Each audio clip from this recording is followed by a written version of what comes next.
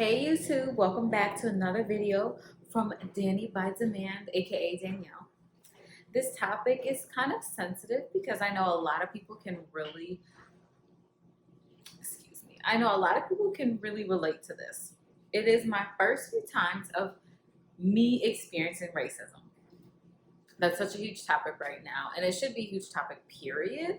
But apparently, right now, it's like really big because of the whole George Floyd thing, and Black people are just fed up with being treated unfairly by basically everyone in the United States and maybe even other countries. I'm not even sure. But let's get straight down to it. A little bit background info on me. My name is Danielle.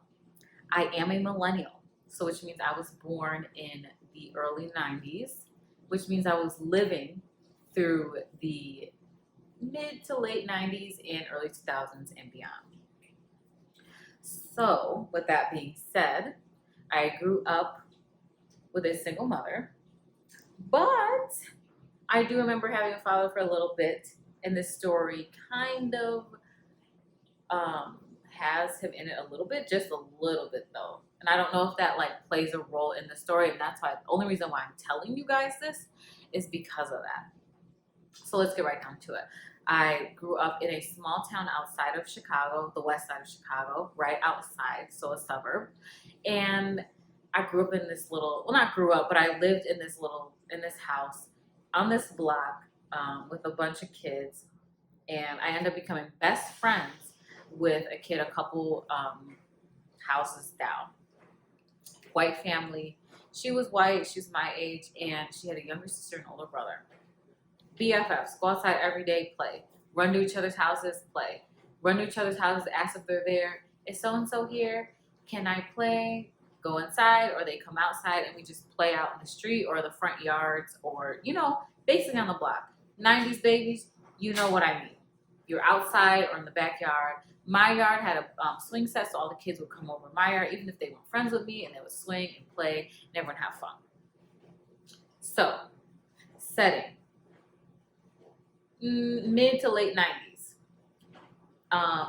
If you don't know what that means that everyone pretended that everything was okay with racism, and no one really brought up racism up front to each other. They only said it like behind closed doors and behind each other's backs. So I was a little baby, and I was playing with my best friend, playing all day.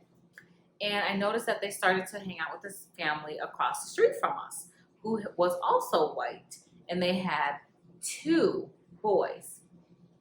One, I think, was younger than me, and I think the other one was older than me. And let me just tell you, every time my best friend's family at the time would play with them, these boys would not play with me. Okay? They would not really talk to me. They wouldn't play with me. They wouldn't talk to me. They only talked to my friend's family who was white. And I was confused. I was super confused. Because I was a likable child. I was cute. I was everything. Like nice, sweet, cute. What is there not to like about me? So one day, I built up the courage and I asked that little crazy boy. I said, hey, why don't you play with me? Why are you not talking to me? And you know what they said? Do you know what this boy said? He said, our mom doesn't want us to play with you because your skin's brown. Are you kidding me? Are you joking me? Your mother doesn't want you to play with me because my skin's brown? Really? So I was super confused. I went to my mom, and for those of you that don't know, I'm half Chinese and I'm half Black. My mom's Chinese, my dad's Black. And at the time, I ran to my mom and I said, so-and-so won't play with me because they said that my skin's brown. So she went to my best friend's family, and they basically were like, oh yeah, they're like that. First of all, looking back, my best friend's family didn't do diddly squat for me. They didn't stick up for me. They didn't say anything. And I feel like that's kind of bogus on your part because you're a white family and you should be sticking up for those that you're friends with best friends with, come over to your house almost every single day to play with. So you trust me. You trust my mom and my dad to have your child over our house, and you trust me to come over your house. But when it comes to someone being prejudiced against me, you don't say anything. Now, obviously, I don't feel some type of way, but now that I'm thinking about it, I'm like, that's bogus. Like, if someone did that to me and my kids, I don't have any kids, but if I did have kids, I would definitely stick up for my kid's best friend. That's all I'm saying. So that happened, and I was just confused, and my mom and I just kind of like talked amongst ourselves about it, and we didn't say anything. They are a very well-known family in my town, and if I name drop them, I'm pretty sure it would get back to them, and I'm pretty sure they would probably like make some excuse or make some lie up of how they didn't say that or they don't recall. Who knows? I remember I worked on a campaign a few years ago, and I went and I was going by their house, and they were still racist. The campaign or the politician they were supporting, racist. So I know they didn't change, and I know that one conversation is not going to change their views on however they feel about brown people, black people, people of color, you name it. They're not going to feel that way. But I will say this. I am obviously Chinese and black, like I said, and growing up in a very diverse area, I did not experience a bunch of racism. Now, I'm sure if I thought really hard and I thought back about how people treated me or how they looked at me, I'm sure I could realize that there would be some unfair words said to me or unfair treatment. But off the top of my head, I can't think of it. I went to an all-girl private school for high school. My middle school was public, and it was my town's middle school, so I didn't really realize any racism there because we had a lot of diversity. So I guess I could say I'm thankful in that aspect that I didn't experience it.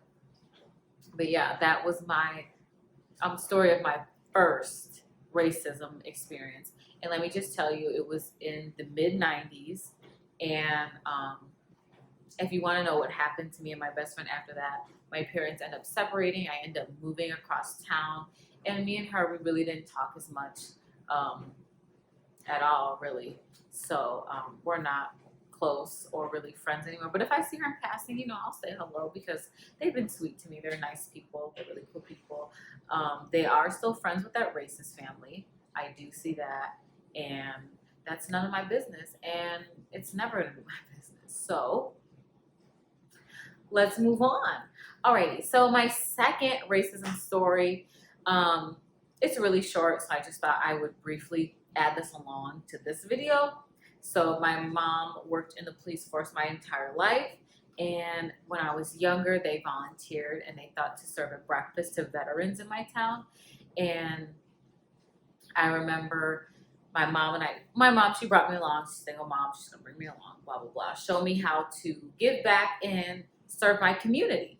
So we're serving pancakes to veterans. I think World War II and then after. I don't know. I'm really bad at history and all that, so don't judge me on that. But, so we were serving pancakes, and they were elderly white men. Yeah, I'm not saying that means something, but that low-key means a lot. Serving old white men, okay, just look at our government, cough, cough. Anyways, my mom served him pancakes, and I remember the guy asking my mom, "Is this your daughter?" And she said, "Yes." And he said, "Oh, that's a shame." And I didn't really realize what was going on because I was in grade school. I was oblivious, just there to like be there. And my mom was like really taken back. She didn't know what to say. She didn't want to make a big deal because if you don't know, white elderly men, they kind of are set in their ways. Elderly anybody's kind of set in their ways and their views. So they're not going to change. I just remember her telling her coworkers who were also in the police force, and they all were like, okay, like, let's spit in his food from now on. I don't think they actually did it, but to be honest, that was wrong. It was really wrong on their part. And the whole reason I made this video is because of George Floyd. Are we not tired of, black people dying? or being killed for no reason? Are you tired or are you not tired? Because I'm kind of tired of it. So I decided to make my experience with racism video and drop it because this is pretty serious matter. Black Lives Matter. So don't forget to like, subscribe, leave a comment, and turn on my notifications. Leave a comment of what your racism story is, or maybe the link to your racism video. If I think of any more, I will definitely post.